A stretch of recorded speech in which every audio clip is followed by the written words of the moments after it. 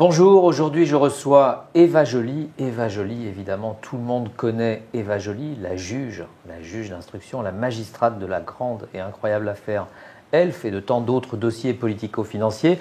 Eva Joly vient de publier un livre aux Arènes. C'est une forme d'autobiographie, mais pas vraiment. C'est quelque chose qui est une espèce de balade dans ses souvenirs qui s'appelle La force qui nous manque, donc aux éditions Les Arènes. Eva Joly, bonjour. Bonjour. D'abord, votre livre est un peu une surprise parce que vous dites « J'ai 63 ans, oui. Je n'ai jamais été aussi libre ». Qu'est-ce que vous voulez dire par là? Ça, c'est un très bon sentiment. Et je voulais dire aux autres femmes que la vie n'est pas terminée, même au-delà de 60 ans, et que la liberté, elle se conquiert, et que la liberté est plus grande à 63 qu'elle n'est à 25 ou 30. En plus, parce que vous êtes libérés de tous les travaux obligatoires, qui sont le fait de faire un métier, de faire sa place, de faire sa maison, de faire ses enfants, de les élever. Donc, il y a une forme de seconde jeunesse quand tout cela est terminé. Et lorsque vous avez traversé en plus des épreuves et que vous n'êtes pas morte, mais à l'issue, il y a une grande liberté qui est bon. Alors, dans ce livre, on est un peu surpris parce que vous faites pas des confessions, mais au moins des confidences. Et quelque part, la femme très, très pudique, très dure, vous avez une image un peu dure, se révèle évidemment très sensible. Et vous parlez du drame personnel que vous avez vécu, donc avec le suicide de votre mari. C'est quelque chose évidemment de très intime, mais vous en parlez d'une manière très belle, avec beaucoup d'amour. Et surtout, vous racontez que quelque part, tout ça s'est passé à un moment donné où les pressions sur vous, à l'époque où vous étiez en plein dans le dossier Elf, qui était quand même épouvantablement difficile, car il y avait des pressions politiques, vous étiez en permanence surveillé, vous aviez des gardes du corps, vous étiez menacé de mort. Vous racontez cette période et c'est assez... pourquoi avez-vous... vous êtes passé à l'acte, si je puis dire, de faire, pas des révélations, mais des confidences sur cette période? Mais parce que beaucoup de gens avaient parlé à ma place, si vous voulez. Il y avait une autobiographie ou une biographie non autorisée qui déjà parlait de moi et des rapports avec mon mari. Il y a eu le film de Claude Chabrol qui n'avait pas caché, c'est-à-dire que toute la promotion de ce film avait été faite sur le fait qu'en réalité, il parlait de moi. Il ne disait pas que c'était une fiction imaginée, il disait que c'est la vie d'Eva Joly, et en réalité, elle est encore pire. C'était alors que c'est vrai que l'image, c'est Isabelle Huppert qui joue votre rôle, si on peut dire, même si c'est évidemment un peu décalé, c'est pas exactement votre histoire, mais dans le rôle, Isabelle Huppert, elle a un rôle terrible, elle est perverse, on sent quelqu'un de cruel, qui a une grande perversité en elle, et vous donnez pas du tout cette impression-là. J'admire beaucoup Isabelle Huppert, c'est une très grande actrice. Et même dans le film de Chabrol, je pense qu'elle a donné de l'humanité au personnage par rapport à l'intention du metteur en scène et par rapport au script. Donc je lui suis reconnaissante de cela. Mais si vous voulez, ils ne peuvent pas parler de moi. Ils ne sont pas dans ma tête, ils ne connaissent rien. Eux, ils sont fait vivre les Eva Joly du papier. Donc, mais comme cela avait été fait, je pensais qu'il était important pour moi de restituer à la relation que j'ai eue avec Pascal un peu plus d'épaisseur, un peu plus de vie réelle, et aussi de dire qu'il n'a pas été que mon mari malheureux à la fin. Il y a des très belles images d'ailleurs dans votre livre de vacances ensemble avec vos enfants qui sont quand même des beaux moments de bonheur. Absolument. Et vous les restituez, c'est-à-dire vous ouvrez votre album de famille, et ça c'est surprenant de votre part. C'est aussi lié à ce film qui vous a un peu blessé? C'est lié au film, mais c'est aussi lié à l'envie que j'avais de dire aux autres femmes mon chemin, de dire qu'il est possible, lorsque vous êtes une immigrée, de venir avec 200 mots et de devenir magistrat en France, parce que c'est un pays où tout est possible. Vous étiez baby-sitter à l'époque. Oui, absolument. Donc, il me semblait que ce parcours pouvait dire quelque chose aux autres femmes. Donc, voilà. Alors, sur les affaires judiciaires, car on ne peut pas y échapper, cette semaine, vous nous surprenez.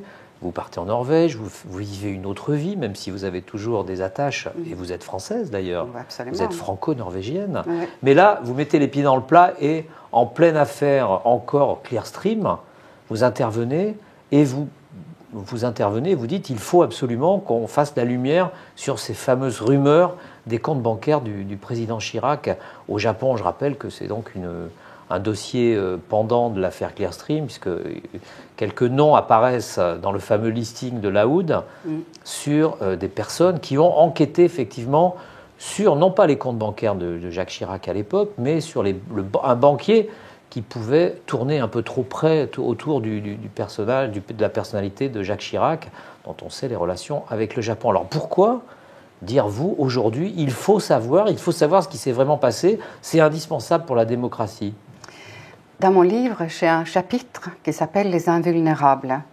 Et c'est une façon de dire que ce livre, ce n'est pas de l'archéologie, que les portraits que je dresse des invulnérables se trouvent prolongés dans l'actualité d'une certaine façon, et que la France n'a pas cet ancrage démocratique profond qui est de traiter tout le monde de la même façon devant la loi. Donc c'est un rappel qu'il n'y a pas d'immunité, qu'il n'y a pas de privilège, c'est un rappel de principe. Et le principe, c'est que lorsqu'il y a des indications qu'un délit ait été commis, on doit faire une enquête. Et cela s'applique à tout le monde. On ne doit pas avoir un caste d'invulnérable. L'existence d'un compte bancaire de Jacques Chirac au Japon n'est pas un délit, jusqu'à preuve du contraire. On Ça a le dépend, droit. Évidemment, bien sûr. Et moi, je ne dis pas, je ne prononce absolument pas sur la réalité de ce compte, ni sur les éventuels dépôts qu'il y a. Je dis simplement que, puisqu'il y a des éléments dans ce dossier qui peuvent laisser penser qu'il est important pour l'opinion publique, pour tous ceux qui exécutent leur peine, qui sont condamnés pour un petit vol à 3 mois d'emprisonnement ou pour injure à un policier à un mot à faire, mais qui exécutent leur peine, il est important pour eux de dire « nous vivons dans une démocratie » et lorsque le soupçon ou l'ombre de soupçon se porte, même sur des personnages importants dans notre pays, nous les traitons de la même façon. Il faut faire la transparence. Donc la transparence dans absolument. Ce domaine, ça veut dire ouvrir une information ou ça veut dire qu'il faut que le président, l'ancien président de la République, qui dans quelques jours va être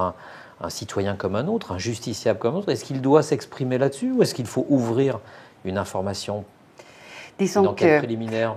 Si le président met toutes les cartes sur la table et démontre exactement sans trou qu'il fasse la lumière et que c'est, au vu des journalistes par exemple, suffisant, peut-être.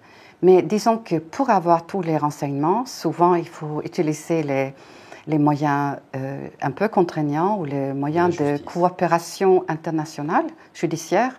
Donc la commission rogatoire internationale, et ça, seul un magistrat peut l'envoyer au Japon pour demander au Japon la coopération. Donc il faut que la justice française demande la coopération de la justice japonaise. Si vous voulez, il y a en France une faiblesse institutionnelle que je dénonce depuis des années et que je dénonce aussi dans mon livre, où je parle de la nomination du procureur général de Paris, nonobstant l'avis contraire du Conseil suprême de la magistrature, Laurent Lemel, qui était un proche de Jacques Chirac. Et si vous voulez, c'est en raison de cette proximité du chef de l'action publique à Paris que seul un juge d'instruction indépendant peut vraiment, crédiblement dire non, cela était une fausse rumeur, il n'y a rien. Eva Joly, est-ce que vous êtes aussi choquée par le fait que, par exemple, alors qu'il y avait une affaire immobilière de Nicolas Sarkozy, candidat juste avant les élections, révélée par le Canard enchaîné, qui était quand même une affaire très troublante, qu'aucune poursuite judiciaire ou au moins enquête préliminaire n'ait été engagée. Et là aussi, vous avez un magistrat qui a été nommé au parquet de Nanterre avec un avis contraire du Conseil supérieur de la magistrature. Est-ce que vous êtes aussi choqué par ces méthodes-là, autant que celle de la nomination du procureur général? Bien sûr, bien sûr. Et si vous voulez, ça, c'est très contraire aux mœurs anglo-saxonnes. C'est vrai qu'avec cette suspicion-là, non élucidée, il n'aurait jamais pu être élu ni en Angleterre, ni aux États-Unis, ni en pays scandinave. On ne peut pas vivre dans une démocratie avec l'idée que le président de la République a eu un retour d'ascenseur éventuel sur son propre appartement. Qui a posé les questions sur la véritable valeur de ce terrain? qui a calculé la différence et qui a posé la question où est peut-être le différentiel entre l'avantage donné sur l'appartement et le réel gap. Donc là, ce n'est pas seulement Jacques Chirac qui ont été en cause, mais au fond, c'est d'ailleurs dans votre livre, c'est le système politique français et les élites françaises sont protégées. C'est ça que vous dites dans votre livre. Absolument. Et si vous voulez ça, c'est très démodé et c'est très immature. C'est une démocratie immature. Et partout dans le monde, on travaille pour le good governance, pour la bonne gouvernance. Et je veux dire, je rencontre des Néerlandais, des Canadiens, des collègues des États-Unis qui enseignent la séparation des pouvoirs, qui enseignent au Madagascar ou au Kenya, au Nigeria, qu'il convient de ne pas protéger ceux qui ont le pouvoir. Et partout, cela est suivi de quelques effets, c'est-à-dire que nous encourageons les enquêteurs nigérians à enquêter sur les gouverneurs des différents États. Et c'est ainsi que mon collègue Ribadou a mis en examen 23 gouverneurs nigérians. Là, on n'est pas étonné. Mais si vous voulez qu'on soit obligé de rappeler à la France, qui est le berceau de la démocratie, qui est le berceau de la séparation des pouvoirs, quand on voit qu'il y a des suspicions qui ne sont pas élucidées avant les élections, qu'on se garde bien à distance. Ce que vous dites est très important. Vous dites, en 2 mots, dans un autre pays, dans un pays de droit anglo-saxon, Nicolas Sarkozy n'aurait pas pu se présenter à l'élection présidentielle. Et alors, est-ce que vous dites... En tout cas, sans avoir élucidé, peut-être qu'il... Là, c'est pareil. Je ne connais rien dans son histoire. Il fallait qu'il y ait une enquête, alors. Il faut enquêter et il faut enlever cette hypothèque. Mais aujourd'hui, cette enquête est encore possible, puisque ce soupçon est toujours là. Est-ce que vous conseillez, par exemple, le juge Courroy, qui aujourd'hui est procureur de Nanterre, d'ouvrir une enquête préliminaire sur ce dossier immobilier de Neuilly? Il peut enquêter sur l'agence immobilière, il peut enquêter, mais vous savez que maintenant que Nicolas Sarkozy est élu, il bénéficie de l'immunité présidentielle. Donc, l'enquête va être suspendue pendant toute la durée de sa présidence, si jamais elle s'approchait vraiment de lui. D'accord. Merci beaucoup, Eva Joly. Je rappelle donc le titre du livre d'Eva Joly qui a été publié aux Arènes, La force qui nous manque, un livre formidable, passionnant, parce qu'Eva Joly se livre comme elle ne s'est jamais livrée. Merci beaucoup.